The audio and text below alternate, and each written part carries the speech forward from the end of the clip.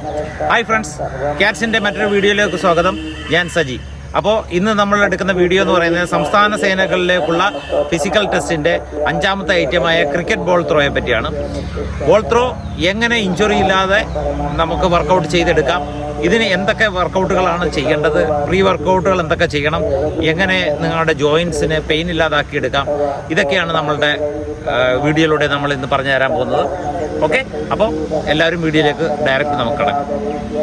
Okay, അപ്പോൾ നമുക്ക് ആദ്യമായിട്ട് നമുക്ക് എറിയാൻ്റെ ബോളിനെ ഒന്ന് പരിചയപ്പെടാം. ഇത് ക്രിക്കറ്റ് ബോളാണ്. 163 അതായത് 160 ഗ്രാമിന് മുകളിലോട്ടായിരിക്കും ഇതിൻ്റെ വെയിറ്റ്. അപ്പോൾ ഈ വെയിറ്റ് നിങ്ങൾക്ക് 61 മീറ്റർ ദൂരം, അതായത് 60.9 മീറ്റർ ദൂരമാണ് എറിയാനുള്ളത്. സ്വാഭാവികമായിട്ടും ഫസ്റ്റ് അങ്ങനെ ആദ്യമായിട്ട് എറിഞ്ഞു തുടങ്ങുന്ന ഒരാളാണെങ്കിൽ ഇത്രയും സ്ട്രെയിൻ എടുത്തെറിയുമ്പോൾ നിങ്ങൾക്ക് തീർച്ചയായിട്ടും നിങ്ങളുടെ ജോയിൻറ്റിനും ഷോൾഡറിനും പെയിൻ വരാനും ക്രാമ്പ് വരാനും ഒക്കെയുള്ള സാധ്യതയുണ്ട്. അപ്പോൾ അത് ഒഴിവാക്കുക എന്നുള്ളതാണ്.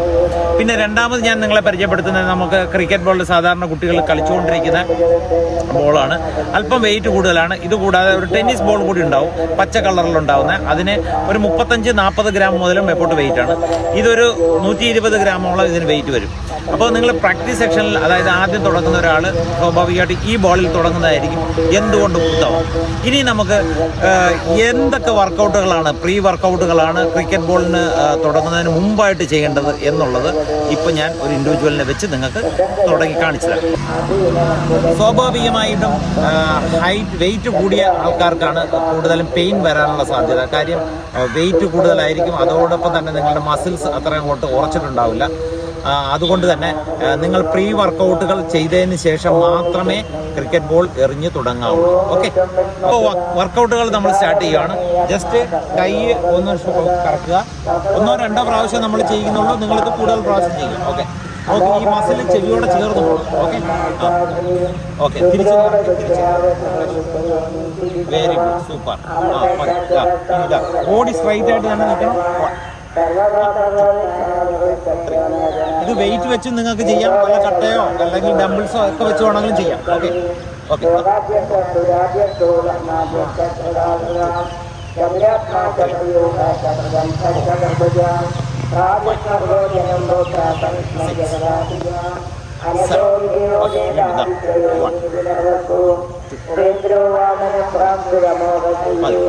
വെയിറ്റ് വെച്ച് ചെയ്യേണ്ട കാര്യങ്ങളാണ് ഇനി നിങ്ങൾക്ക് നമ്മൾ കാണിച്ചു തരാൻ പോകുന്നത്. വെയിറ്റ്, അതായത് നമുക്ക് സാധാരണ ഡംബിൾസ് ഇല്ലാത്തവർ ഇഷ്ടിക വെച്ച് നിങ്ങൾക്ക് ചെയ്യാൻ പറ്റും.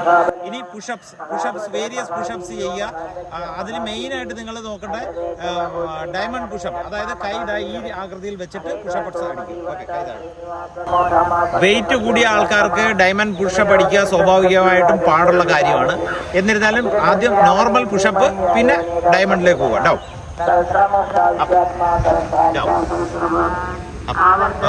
കണ്ടല്ലോ, ഇതുപോലെ ചെയ്തിട്ട് ഇനി കഴിയും.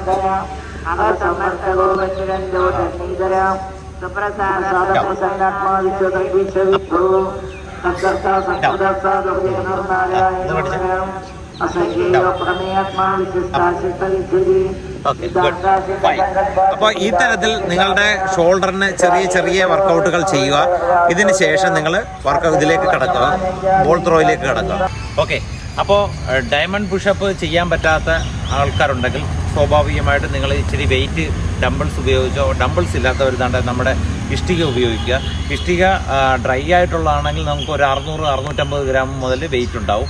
ഓക്കെ, അല്ല നിങ്ങൾക്ക് വെയിറ്റ് കൂട്ടിച്ചെയ്യണമെങ്കിൽ ഇത് നല്ല ബക്കറ്റിലോട്ട് വെള്ളം കോരിയിട്ട് ഇതിലൊന്ന് മുക്കി വെച്ചിട്ട് എടുത്തിട്ടുണ്ടെങ്കിൽ വെയിറ്റ് നിങ്ങൾക്ക് അത്യാവശ്യം നല്ല വെയിറ്റ് കിട്ടും. അപ്പോൾ അത് വെച്ച് നിങ്ങൾക്ക് വർക്കൗട്ടുകൾ ചെയ്യാവുന്നതാണ്. അപ്പോൾ ആ വർക്കൗട്ടുകൾ, വെയിറ്റ് കൊണ്ടുള്ള വർക്കൗട്ടുകൾ പറ്റി ആണ് നമ്മൾ ഇനി നിങ്ങൾക്ക് കാണിച്ചു തരാൻ പോകുന്നത്. ഓക്കെ, ഈ ഐറ്റം എല്ലാം 1-2 പ്രാവശ്യം ചെയ്യുന്നുള്ളൂ, നിങ്ങൾ അതിൻ്റെ എണ്ണം കൂട്ടിക്കോണം. ഓക്കെ,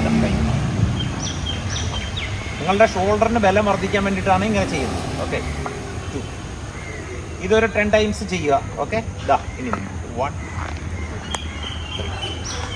3 1 3 4. ഓക്കെ, കൈ ഇങ്ങനെ മാത്രം നോക്കുക. നിങ്ങളുടെ മുട്ടിനും ഇത് ഡംബിൾസ് വെച്ച് നിങ്ങൾക്ക് ചെയ്യാവുന്നതാണ്. ഓക്കെ, ഇനി ഹോൾഡ് ചെയ്യുക 10 സെക്കൻഡ്. 10 9 8 7 6 5 4 3 2 1 2 3. ഇത്തരത്തിലുള്ള വർക്കൗട്ടുകൾ നിങ്ങൾ റെഗുലറായിട്ട് കണ്ടിന്യൂ ചെയ്തുകൊണ്ടിരിക്കുകയാണെങ്കിൽ സ്വാഭാവികമായിട്ട് നിങ്ങളുടെ ഷോൾഡറിനും മുട്ടിനും നല്ല ഒരു സ്ട്രെങ്ത് ആയി കിട്ടും. അതിനുശേഷം മാത്രം നിങ്ങൾ ഫുൾ ത്രോയിലേക്ക് കിടക്കുക. അപ്പോൾ ഞാൻ ആദ്യം പറഞ്ഞ പോലെ തന്നെ ഇപ്പോൾ ബോൾ ഉപയോഗിച്ച് നിങ്ങൾ ഒരു 30 മീറ്റർ, 35 മീറ്റർ, 40 മീറ്റർ, 45 മീറ്റർ, 50, 55, 60 അതായത് 30 മുതൽ നിങ്ങൾ സ്റ്റാർട്ട് ചെയ്യും. 30 മുതൽ ആദ്യത്തെ ഒരു 5 ദിവസം നിങ്ങൾ ഫുള്ള് കൈ കറക്കി ഫാസ്റ്റ് ബോളേഴ്സ് എറിയുന്ന മാതിരി തന്നെ പ്രാക്ടീസ് ചെയ്യുക. അപ്പുറത്ത് നിങ്ങളുടെ ഒരു പാർട്ട്ണറെ അല്ലെങ്കിൽ ഒരു ബഡ്ഡിയെ നിങ്ങൾ അതിന് വേണ്ടിയിട്ട് സെലക്ട് ചെയ്യുക. തിരിച്ചും മറിച്ചും അങ്ങോട്ടും ഇങ്ങോട്ടും ചെയ്യുക. സൂക്ഷിക്കുക, ത്രോ ചെയ്ത് നിങ്ങൾ ക്യാച്ച് ചെയ്യുന്ന സമയത്ത് നിങ്ങളുടെ വിരലിൽ കൊണ്ട് ഡാമേജ് ഉണ്ടാവരുത്. അപ്പോൾ ഒന്ന് ബൗൺസ് ചെയ്ത് വന്നുകൊണ്ട് തെറ്റില്ല. പിടിക്കുകയാണെങ്കിൽ ശ്രദ്ധാപൂർവ്വം പിടിക്കുക, വിരൽ ഇഞ്ചുറി ആവാതെ ശ്രദ്ധിക്കണം. ഓക്കെ. അപ്പോൾ ഇനി നമ്മളിത് ചെയ്യേണ്ടത് എന്താണെന്ന് വെച്ചാൽ ഈ ബോൾ നമുക്ക് എറിയേണ്ടത് 35 ഡിഗ്രി. നമുക്ക് മാക്സിമം ഹൈറ്റ് ആംഗിൾ കൊടുക്കേണ്ട ഡിഗ്രി എന്ന് പറഞ്ഞാൽ 45 ഡിഗ്രിയാണ്. പക്ഷേ ഏറ്റവും കുറഞ്ഞത് 35 മുകളിലും 45 താഴെ നിൽക്കണം. ഏറ്റവും ഡിസ്റ്റൻസ് നമുക്ക് കവർ ചെയ്ത് കിട്ടണമെങ്കിൽ 45 ഡിഗ്രി ആംഗിൾ ചെയ്യണം.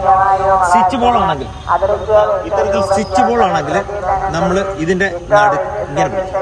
കാര്യം എയറിൽ ഇങ്ങനെ സ്വിങ് ചെയ്യാതിരിക്കാൻ വേണ്ടിയിട്ടാണ് ഇങ്ങനെ പിടിക്കുന്നത്. ഓക്കെ. ഇല്ല, നമ്മൾ പ്രാക്ടീസ് ചെയ്യുവാണെങ്കിൽ ഒരു ബോൾ ഇതേമാതിരി തന്നെ നമ്മൾ നോക്കുക, ഇതേമാതിരി ക്രോസ് പിടിച്ച് ശീലിക്കുക. 45 ഡിഗ്രി ആണ്. ഓക്കെ.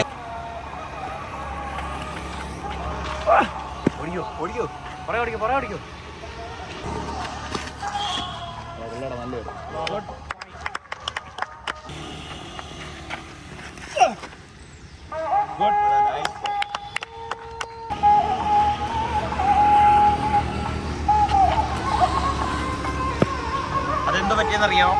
താത്തെറിഞ്ഞ് ഹൈറ്റ് കൊടുക്കണം. ഹൈറ്റ് ഞാൻ പറഞ്ഞില്ലേ, നമ്മൾ 45 ഡിഗ്രി ആണെങ്കിൽ 35 ഡിഗ്രിക്ക് മുകളിലോട്ട് നിന്നെങ്കിലേ നിങ്ങളുടെ ഹൈറ്റിൽ പോകത്തുള്ളൂ.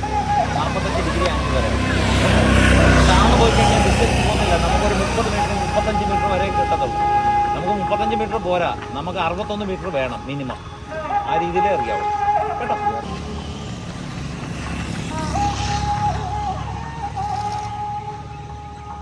ഡിസ്റ്റൻസ് പോയില്ല എങ്കിലും കൊള്ളാം, കുഴപ്പമില്ല.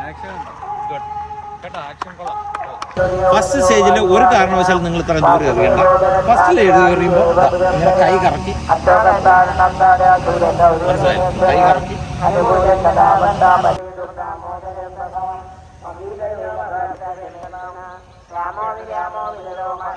അപ്പോൾ നിങ്ങൾ ബോൾ കൊണ്ട് പ്രാക്ടീസ് ചെയ്യുകയാണെങ്കിൽ ബോൾ ഞാൻ പറഞ്ഞു ഫസ്റ്റ് 30 മീറ്റർ എന്നുള്ള ഇതിൽ നിങ്ങൾ എറിയുക.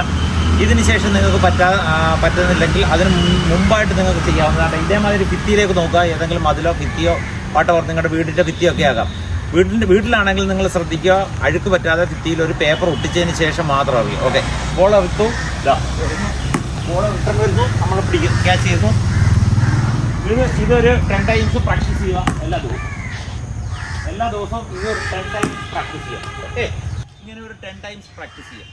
സ്വാഭാവികമായിട്ട് ചെറിയ ഡിസ്റ്റൻസ് ആകുമ്പോൾ നിങ്ങളുടെ കൈക്ക് പ്രാക്ടീസ് ആവും.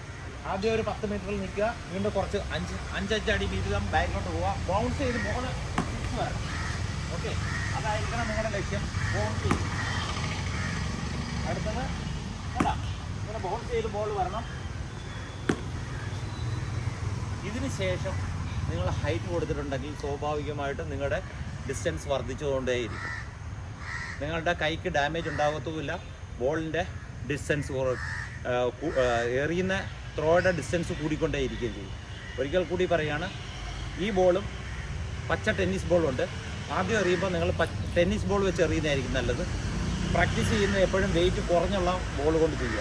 വെയിറ്റ് കൂടിയ ബോൾ സ്വാഭാവികമായിട്ടും ഡിസ്റ്റൻസ് കവർ ചെയ്യും. നമുക്ക് ഡിസ്റ്റൻസ് കവർ ചെയ്യാൻ വേണ്ടിയിട്ടാണ് എറിയുന്നത്. അതുകൊണ്ട് പ്രാക്ടീസ് സെക്ഷനിൽ പഴയ ബോളുകൾ അല്ലെങ്കിൽ വെയിറ്റ് കുറഞ്ഞ ബോൾ ഇട്ട് എറിയുക. പിന്നെ ടെസ്റ്റിനോട് അടുപ്പിച്ച് നിങ്ങൾ പുതിയ ബോൾ, സ്റ്റിച്ച് ബോൾ മേടിച്ചിട്ട് പ്രാക്ടീസ് ചെയ്യാവുന്നതാണ്. ഓക്കെ. അപ്പോൾ ഇന്നത്തെ ഈ വീഡിയോ നിങ്ങൾക്ക് എല്ലാവർക്കും ഇഷ്ടപ്പെട്ടെന്ന് കരുതുന്നു. ഇഷ്ടപ്പെട്ടിട്ടുണ്ടെങ്കിൽ സബ്സ്ക്രൈബ് ചെയ്യുക, ഷെയർ ചെയ്യുക. നമ്മുടെ എല്ലാ ഗ്രൂപ്പുകളിലേക്കും PSC UPSC പരീക്ഷ എഴുതുന്ന എല്ലാ ഗ്രൂപ്പുകളിലേക്കും നിങ്ങൾ ഈ വീഡിയോ ഷെയർ ചെയ്യുക. എല്ലാവർക്കും വിജയം ആശംസിക്കുന്നു. ജയ് ഹിന്ദ്.